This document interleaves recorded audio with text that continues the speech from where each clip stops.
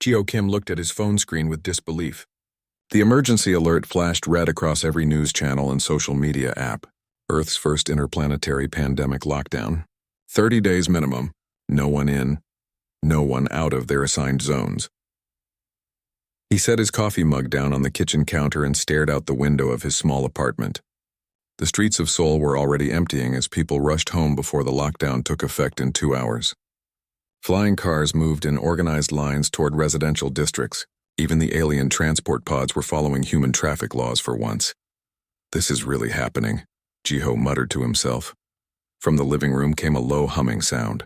His roommate Kale was doing his morning meditation again. The tall, blue-scaled alien sat cross-legged on a special mat, his reptilian features peaceful and calm. Kale never seemed worried about anything. Not exams, not bills, not even the virus that had started spreading between species 3 weeks ago. Jiho walked to the living room doorway. "Hey Kale, did you see the news about the lockdown?" Kale's large dark eyes opened slowly. When he spoke, his English was perfect as always. "Yes, Jiho, I received the alert. We will remain here for 30 days. Are you okay with that? I mean, do you have enough of your special food? Your medicine?" Kale stood up gracefully. Even relaxed, he was nearly 7 feet tall. His blue scales caught the morning light from the window. "I have sufficient supplies. Thank you for your concern." That was typical Kale. Polite, calm, and never using more words than necessary. They had been roommates for 8 months now, ever since Jiho started his graduate program in xenobiology. The university's cultural exchange program paired human and alien students to live together. Most of Jiho's friends got roommates who were chatty and curious about human culture. Jiho got Kale, who spent most of his time studying advanced mathematics that made Jiho's brain hurt just looking at the symbols. Not that Jiho minded. Kale was clean, quiet, and always paid his half of the rent on time. He never brought friends over, never played loud music, and never left dirty dishes in the sink. As roommates went, he was perfect, just not very social. Jiho's phone buzzed. A video call from his girlfriend, Minji. "Thank goodness you answered," Minji said when her face appeared on screen. She was in her own apartment across the city. "I was so worried when I saw the lockdown news. Are you okay? Do you have enough food?" "I'm fine. Kale and I have plenty of supplies. What about you?"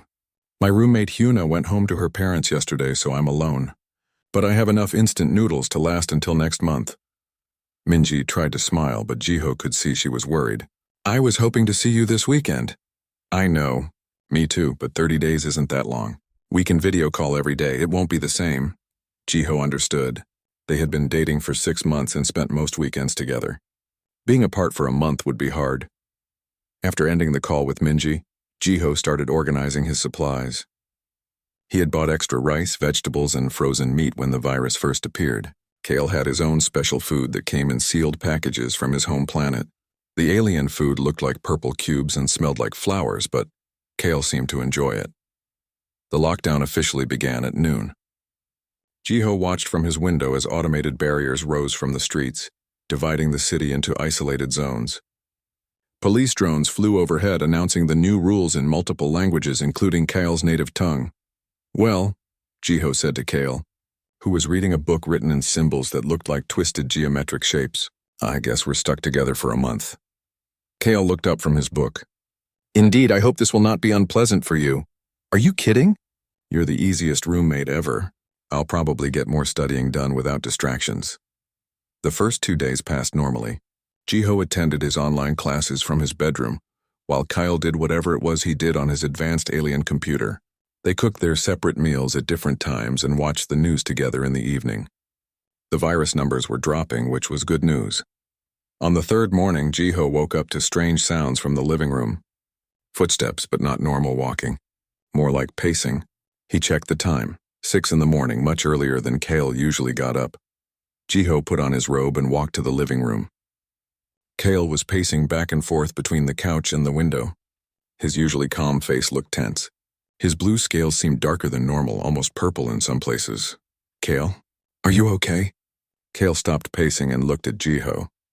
For a moment he seemed confused, like he didn't recognize him. Then his expression cleared. I am fine, just restless.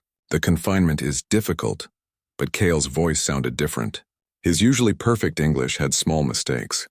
He seemed to struggle with the words. Maybe you need some fresh air. We can open the windows. Yes, fresh air. That would be good. Jiho opened all the windows in the apartment. The spring breeze felt nice, but Kale continued pacing. Throughout the day, he seemed unable to sit still. He would start reading his book, then get up and walk around. He tried to meditate, but kept opening his eyes and looking around the room. By evening, Jiho was genuinely worried.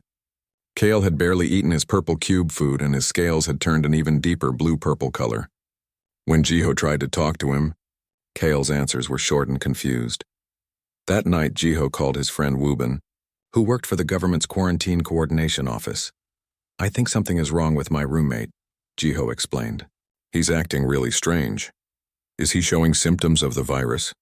Wubin asked. I don't think so. This is different. He's restless and his skin color changed. He can barely speak English anymore. That doesn't sound like the virus. Have you contacted his emergency contact? All the alien students have one. Jiho realized he had never thought to ask Kale about an emergency contact. He found the information in Kale's university file, Hyeri Choi, listed as a Valari cultural liaison. He called the number immediately, even though it was late. This is Hyeri, answered a woman's voice. Hi, I'm Jiho Kim, Kale's roommate. Something is wrong with him and I don't know what to do. What kind of symptoms is he showing? Jiho described Kale's behavior and the color change in his scales. There was a long pause on the other end of the phone. Oh no, Hyeri said finally. This is very bad timing. Kale has entered his rut cycle. His what? It's a biological cycle that happens every 7 Earth years for Valari males. It usually lasts about 25 to 30 days. Jiho felt his stomach drop. The same length as the lockdown, exactly. And this is a serious problem, Jiho. Without proper treatment, rut can be very dangerous. Jiho sat on his bed at 2 in the morning, his laptop open and dozens of research papers scattered around him. After Hyeri's shocking news about Kyle's condition, sleep was impossible. He had spent hours video calling with the cultural liaison, learning about something he never knew existed. Valari root was not like anything humans experienced. It was a complete biological transformation that affected every system in their bodies. The males became territorial, aggressive, and driven by instincts they could not control. Their brain chemistry changed so much that they often forgot how to speak other languages. Sometimes they forgot how to speak at all. In normal circumstances, Hyeri had explained during their call, we have special medical facilities with environmental controls, temperature, humidity, electromagnetic fields. Even the air composition is carefully managed. Without these controls, the rut becomes dangerous. How dangerous? Jiho had asked. Permanent brain damage. Sometimes death. Now Jiho read everything he could find about Valari biology. Most of it was written in scientific language that hurt his head. But he pushed through. Kale's life might depend on understanding this. From the living room came the sound of furniture moving. Jiho got up and quietly looked out his bedroom door. Kale was rearranging the entire room. He had pushed the couch against one wall and moved the coffee table to create an open space in the center. His movements were quick and jerky, completely different from his usual graceful calm. When Kale saw Jiho watching, he stopped and stared. His eyes looked different, wilder, less focused. For a moment, Jiho felt actually afraid of his roommate. Kale, what are you doing? Territory, Kale said in a rough voice. Need territory. Then he went back to moving furniture like Jiho wasn't there. Jiho returned to his room and called Hyeri again. He's getting worse, he reported. He's moving all the furniture around and he can barely speak. That's normal for this stage, Hyeri said, though she sounded worried. He's trying to create a safe space. His instincts are telling him to build a nest. What would normally happen at this point? He would be in a special chamber by now. The environment would be carefully controlled to help his body through the cycle without too much stress. What about medication? There are some treatments, but they require specific equipment to administer safely, and most of them are on other planets right now. Jiho felt panic rising in his chest. So what am I supposed to do? Just watch him get worse?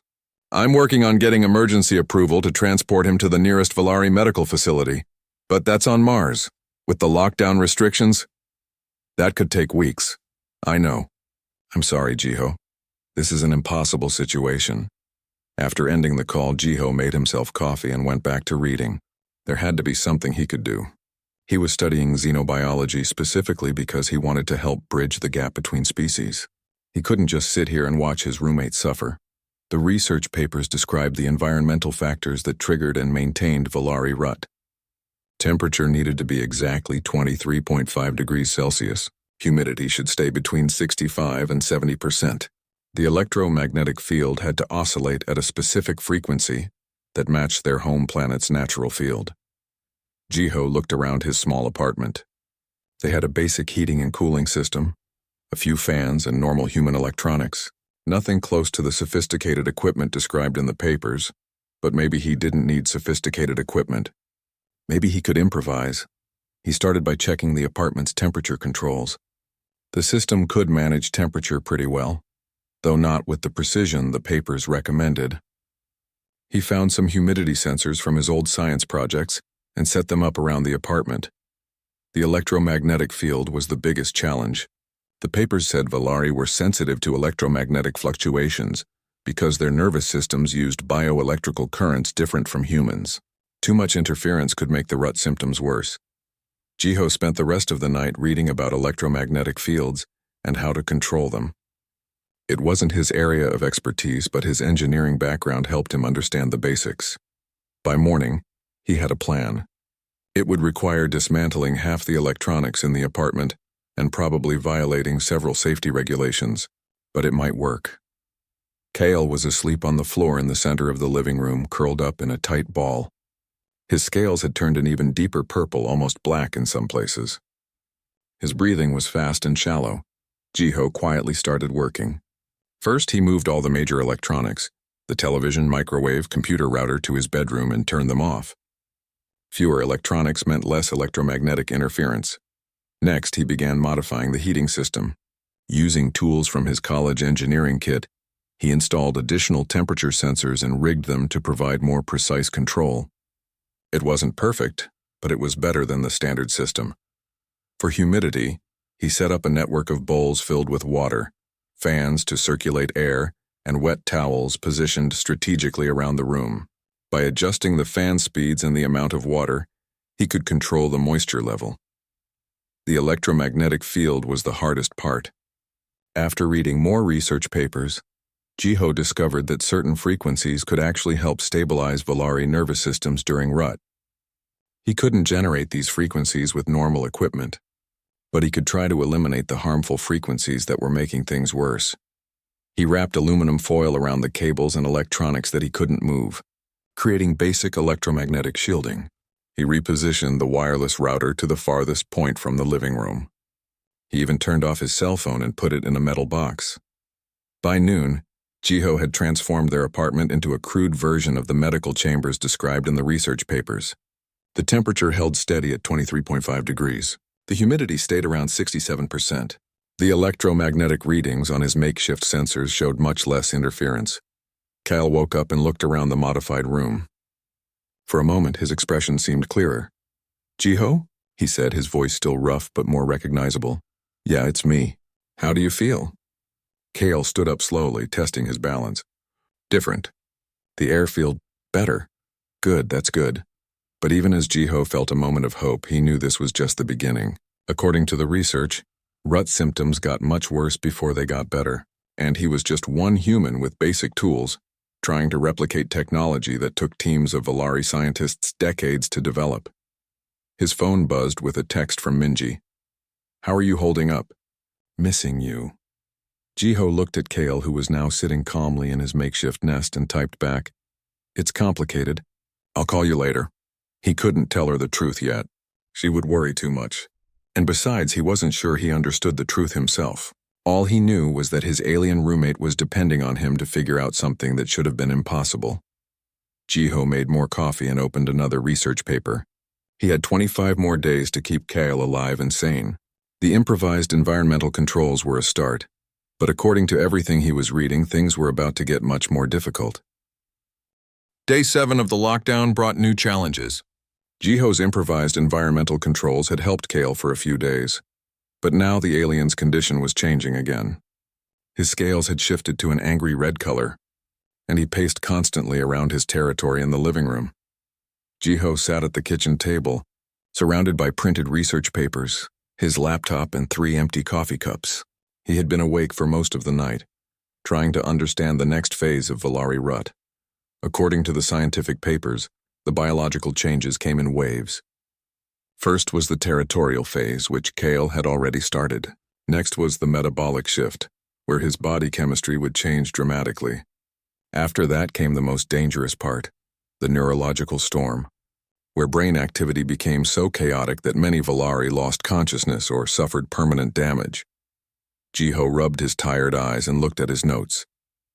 The temperature and humidity controls were working, but they weren't enough anymore. Kale needed something more specific to help his body handle the metabolic changes. A video call notification popped up on his laptop. Hiri's face appeared on screen, looking as exhausted as Jiho felt. "How is he today?" she asked. "Worse. He's not talking at all now, and he won't eat the food I put out for him." "That's expected. During the metabolic phase, their digestive systems change. Normal food can actually make them sick." Jiho felt his heart sink. "So what is he supposed to eat?"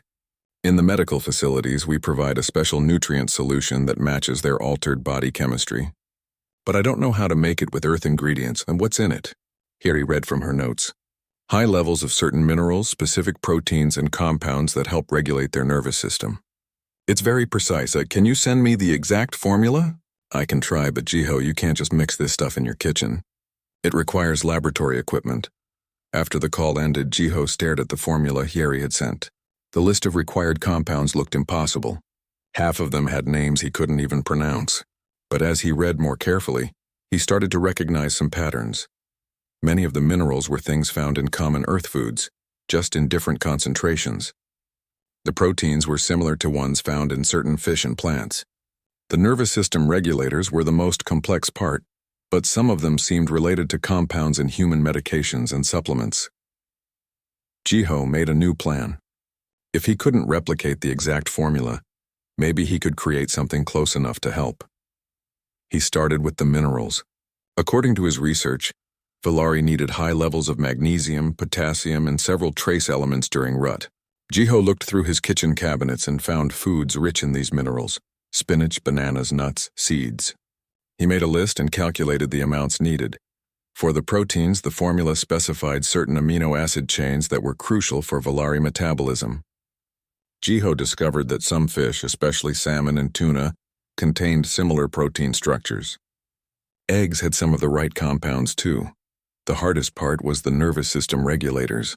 These were complex molecules that helped stabilize brain chemistry during the neurological changes. But as Jiho read more, he found something interesting. Several human foods contained natural compounds with similar effects. Dark chocolate had chemicals that could influence neurotransmitters. Green tea contained L-theanine, which had calming effects on nervous systems. Certain herbs and spices had compounds that could cross the blood-brain barrier and affect neural activity. It was a crazy idea, but maybe human foods could provide some of what Kale needed. Jiho spent the morning shopping online for emergency delivery. The stores were still operating during lockdown, with drones delivering supplies to quarantined zones. He ordered the specific foods on his list, plus some basic kitchen equipment for precise measurements. While waiting for the delivery, he checked on Kale. The alien had stopped pacing and was lying motionless in his nest. His red scales had darkened to a deep burgundy color. When Jiho approached, Kale's eyes opened, but they didn't seem to focus properly. "Kale, can you hear me?" No response. Kale's breathing was fast and shallow, and his body temperature felt higher than normal. Jiho's supplies arrived in the afternoon. He immediately started working in the kitchen, measuring and mixing ingredients with scientific precision. He created a nutritious smoothie with the calculated amounts of minerals and proteins. For the nervous system compounds, he made a separate mixture using green tea extract, small amounts of dark chocolate, and carefully measured herbal supplements. The result looked nothing like the purple nutrient solution described in the medical papers. Instead, it was a green-brown liquid that smelled like fish and vegetables. But the nutritional analysis showed it contained many of the same compounds Kale's body needed. Jiho brought the mixture to Kale, who was still lying motionless in his nest. "Kale, I made something for you to drink. It should help." Kyle's eyes opened slightly, but he didn't move. Jiho sat down next to him. I know it probably smells weird, but I calculated all the nutrients based on your species' requirements. It's like the medical food just made with earth ingredients. Still no response. Jiho gently lifted Kale's head and brought the cup to his lips. To his surprise, Kale didn't resist. He drank slowly, small sips at a time. Within an hour, the change was noticeable. Kale's breathing became slower and deeper. His scales lightened from burgundy to a healthier red color. Most importantly, he started responding to his name again. Jiho, Kale said weakly. What did you give me? Food. The right kind of food for your condition. It tastes strange, but good. I feel clearer. Jiho felt a rush of relief and accomplishment. His improvised solution was actually working. Over the next few days, he refined the formula based on Kale's responses. He added more magnesium when Kale seemed restless, adjusted the protein levels when his energy was low, and experimented with different combinations of the neural compounds. But the most surprising discovery came by accident. On day 10, Jiho spilled some of his own coffee near Kale's nest. The alien immediately perked up and moved closer to the smell. What is that? Kale asked, his speech clearer than it had been in days. Coffee. Do you want to try some? Kale took a small sip and his whole body relaxed. This helps. Why does this help? Jiho researched caffeine's effects on Valari nervous systems and found something incredible. While caffeine was a stimulant for humans, it had completely different effects on Valari brain chemistry. During rut, it actually helped stabilize their neural activity. No Valari scientist had ever discovered this because they didn't study human foods or drinks. But Jiho, with his limited resources and willingness to try anything, had stumbled onto something new. He added carefully measured amounts of coffee to Kale's daily nutrition mixture. The improvement was dramatic. Kyle became more alert, more able to communicate, and his scales returned to a healthier blue color. This shouldn't be possible, Yeri said during their daily video call. What you're describing goes against everything we know about rut management. Maybe that's the problem, Jiho replied. You've been trying to replicate your home planet's environment exactly, but Earth has different resources, different solutions. You think human foods can actually help Valari biology? I think they already are. As they talked, Kale sat peacefully in his nest, sipping a cup of coffee and looking more like himself than he had in over a week. His scales were back to their normal blue color, and he was reading one of his mathematical books again. The metabolic phase is almost over, Yeri noted. But Jiho, the next phase is the most dangerous. The neurological storm usually lasts 3 to 5 days. Even with our best medical equipment, some Valari don't survive it. Jiho looked at his roommate, who had trusted him enough to drink strange mixtures and try human solutions to an alien medical crisis. Then I better figure out how to help him through it, Jiho said. He had come this far using nothing but human food, kitchen equipment, and determination. Whatever came next, he wasn't going to give up now. Day 18 arrived with a thunderstorm that shook the windows of their apartment. Jiho woke up to the sound of crashing and immediately knew something was wrong. He rushed to the living room to find Kyle throwing his books against the wall, his scales flashing between black and bright red in rapid waves. Kyle, Jiho called out, but his roommate didn't seem to hear him. This was it, the neurological storm that Yeri had warned him about. For the past few days, Kale had been stable thanks to Jiho's improvised nutrition plan. He had been talking more, eating regularly, and even helping Jiho adjust the environmental controls. But now his brain chemistry was entering the most chaotic phase of the rut cycle. Kale spun around and looked at Jiho with eyes that held no recognition. He bared his teeth, which Jiho had never seen him do before, and made a low growling sound deep in his throat.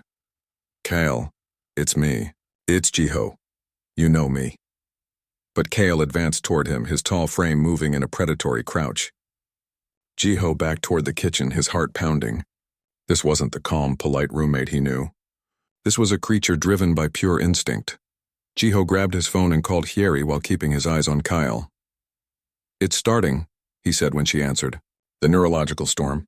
He doesn't recognize me and he's acting aggressive. Get to a safe room and lock the door, Yeri said urgently. Don't try to interact with him during this phase. His brain is essentially offline. For how long? 3 to 5 days. Maybe longer without proper medical support? Jiho looked at Kale, who was now pacing around the living room and making harsh sounds in his native language. His scales continued flashing different colors and patterns that hurt to look at. I can't just leave him alone for 5 days. What if he hurts himself? Jiho, he could hurt you. During neurological storm, Valari have attacked their own family members. Lock yourself in your room. But Jiho didn't move toward his bedroom. Something felt wrong about abandoning Kale when he was at his most vulnerable. This wasn't the solution. He ended the call and sat down on the kitchen floor about 10 feet away from Kyle. Close enough to watch him, far enough to stay safe. Okay, Kale, he said in a calm voice. I don't know if you can understand me, but I'm going to stay here with you. Kale stopped pacing and stared at Jiho. His scales were still flashing, but the pattern seemed less chaotic. Jiho started talking, just filling the silence with his voice. He told Kale about his day, about the storm outside, about the research he had been doing. He wasn't sure if any of it was getting through, but he kept talking anyway. Hours passed. Kale would calm down for a while, then suddenly become agitated again. During the worst moments, he would throw things or make threatening gestures toward Jiho, but he never actually attacked. By evening, Jiho was exhausted. He hadn't eaten all day, and his voice was getting hoarse from talking constantly. Kale was lying in his nest, breathing heavily, his scales now a dull gray color. Jiho's phone rang. It was his friend Wubin. How are you holding up in there? Wubin asked. I heard from Hyeri that your roommate is going through some kind of medical crisis. It's been a rough day, Jiho admitted, but I think we're managing. Is there anything I can do? I know the lockdown restrictions are strict, but I might be able to get emergency medical supplies delivered. Jiho thought about it. The environmental controls were working well, and his nutrition plan had helped Kale through the metabolic phase. But the neurological storm was different. This was about brain chemistry, not just physical needs. Actually, yes. Can you get me some specific items? Jiho made a list based on his research into neurological disorders. He requested certain vitamins, mineral supplements, and even some basic electronics components. If he was going to help Kale's brain stabilize, he needed to try a different approach. The supplies arrived the next morning. Jiho had stayed awake all night, talking to Kale and monitoring his condition. The alien's symptoms came in waves, periods of calm followed by episodes of confusion and aggression. During one of the calm periods, Jiho tried something new. He had read that certain types of sensory input could help stabilize nervous systems during neurological episodes. Music therapy, specific light frequencies, even tactile stimulation. He started with music. Using his phone and a small speaker, he played different types of sounds. Classical music, nature sounds, even recordings of Valari traditional music that he found online. Nothing seemed to help until he tried something unexpected. The sound of rain. As soon as the rain sound started playing, Kale's scales stopped flashing and settled into a steady blue color. His breathing became deeper and more regular. You like that? Jiho asked softly. Kale's eyes opened, and for a moment they seemed clearer. Home, he whispered in broken English. Sounds like home. Jiho realized that Kale's home planet probably had frequent rainstorms. The sound was comforting because it reminded him of safety and calm. Building on this discovery, Jiho created a more complex sensory environment. He used the electronics components Wubin had delivered to build a simple light system that mimicked natural sunlight patterns. He adjusted the temperature and humidity to match what Kale's instincts expected during rest periods. Most importantly, he continued talking. Even when Kyle couldn't respond, Jiho kept up a steady stream of conversation. He talked about his studies, his family, his girlfriend Minji. He told stories about Earth and asked questions about Kale's home planet. Slowly, something remarkable started happening. During his calm periods, Kale began responding to Jiho's voice. Not just understanding words, but actually participating in simple conversations. Your voice, Kyle said on the third day of the neurological storm. It helps the chaos in my head. What do you mean? The storm in my brain. Too many signals, too much noise. But your voice, it gives me something to focus on. Jiho realized he had stumbled onto something important. Human voices might have a stabilizing effect on Valari nervous systems during neurological episodes. It wasn't something any research paper had mentioned because no one had studied humans and Valari living together during Rut. He called Hyeri to share his discovery. That's impossible, she said. Human vocal patterns shouldn't have any effect on Valari brain chemistry. But it's working. Kale is responding better when I talk to him. His episodes are getting shorter. You're saying that human interaction is acting like a medical treatment? I'm saying that maybe we've been approaching this all wrong. Maybe Valari don't need to be isolated during neurological storms. Maybe they need connection. Hieri was quiet for a long moment. If you're right, this could change everything about how we treat rut episodes. But Jiho, you need to be careful. The storm isn't over yet, she was right. That evening brought Kale's worst episode yet. He became completely unresponsive, his scales turning black, his breathing so rapid that Jiho was afraid he might be having some kind of seizure. "Kyle!" Jiho called out, but got no response. Without thinking, Jiho moved closer to his roommate. He sat down right next to Kale's nest and started talking directly into his ear. He told him about the first day they met, about their quiet months as roommates, about how worried everyone was about him. "You're not alone," Jiho said firmly. "I'm right here and I'm not going anywhere. We're going to get through this together." Slowly, Kale's breathing began to slow. His scales lightened from black to gray to blue. When he opened his eyes, they were clear and focused. "Jiho," he said, his voice weak but definitely his own. "Thank you." "For what?" "For not leaving me alone in the dark." The neurological storm broke completely the next morning.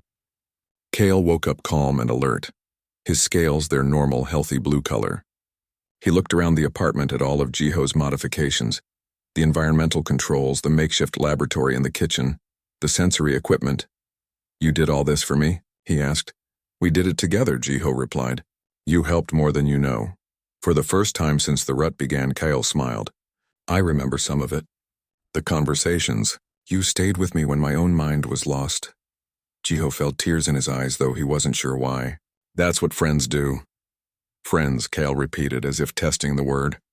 "Yes, I think we are friends now." Day 25 of the lockdown brought the first truly peaceful morning Jiho had experienced in weeks. He woke up to the smell of coffee brewing and found Kale in the kitchen, moving with his usual graceful calm. His scales were back to their normal blue color, and he was reading one of his mathematical books while waiting for the coffee to finish. "Good morning, Jiho," Kyle said, looking up with clear, focused eyes. "I made coffee for both of us. I remembered that you prefer it strong in the morning." Jiho sat down at the kitchen table, still amazed by the transformation. Just 2 days ago, Kale had been in the grip of neurological chaos. Now he seemed completely normal. Even better than normal, actually. There was a warmth in his manner that hadn't been there before the rut began. "How do you feel?" Jiho asked, clear, calm, and grateful. Kale poured coffee for both of them. "I remember more of the past few weeks than I expected. You saved my life, you know? I just did what I could." "No, it was much more than that." Kale sat down across from him. "What you accomplished should have been impossible. No single person, especially from another species, should have been able to manage a Valari rut episode." Jiho looked around their apartment. His improvised environmental controls were still running. Temperature sensors, humidity regulators, electromagnetic shielding. The kitchen counter was covered with his notebooks, filled with calculations and observations about Valari biology. Empty supplement bottles and food containers showed the trail of his experimental nutrition plan. "I had help," Jiho said. "Hieri gave me the basic information. And you helped too, even when you didn't realize it. But the innovations were yours, using human foods to create nutritional support. Discovering that coffee stabilizes our nervous systems. Learning that human voices can anchor us during neurological storms." Kale shook his head. None of this was in any medical textbook. Jiho's phone buzzed with a video call from Hieri. When he answered, her face appeared on screen, along with several other people he didn't recognize. "Jiho, I hope you don't mind, but I've asked some colleagues to join this call. Dr. Yuki Tanaka from the Interspecies Medical Institute, Dr. Sarah Chen from Seoul National University, and Dr. Veltar from the Valari Confederation Health Council." Jiho felt suddenly nervous.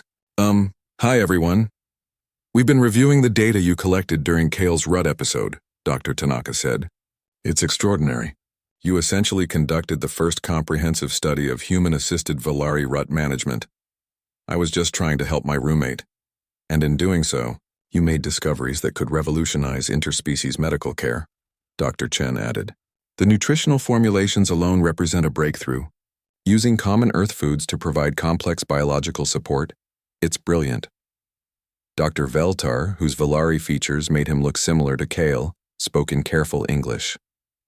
Young human, what you have accomplished challenges our fundamental understanding of rut treatment. For centuries, we have believed that isolation and technological intervention were the only solutions. But you proved that connection and adaptation can be just as effective, Dr. Tanaka continued. Maybe more effective. Kale leaned into the camera view.